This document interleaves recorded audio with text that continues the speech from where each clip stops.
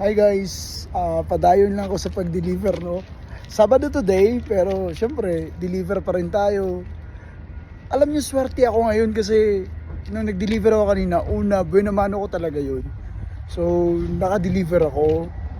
Then 5 kilometers away sa store, sa Earl naman yun, sa restaurant yun.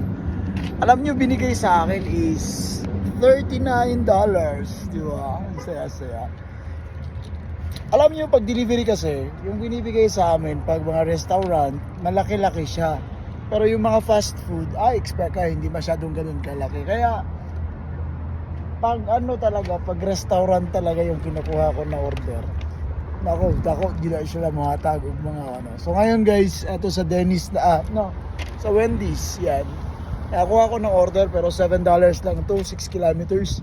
Hindi ko sana kukunin pero at least pandagdag na lang, di ba? So, ganito. Ini-enjoy ko na lang siya na nagdi-deliver ako. Parang ginagawa ko na siyang habit. Hindi ko masyadong iniisip na trabaho para hindi ako mapagod. So, ganito naman talaga yung life namin dito. So, guys, mag-deliver muna ako. So, certified delivery talaga ako.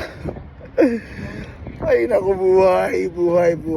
Ang hirap talaga pag kumita ka ng pera. Pero at least kahit pa paano dollars yung kinikita, di ba? So until next time guys, deliver muna ako. Bye-bye!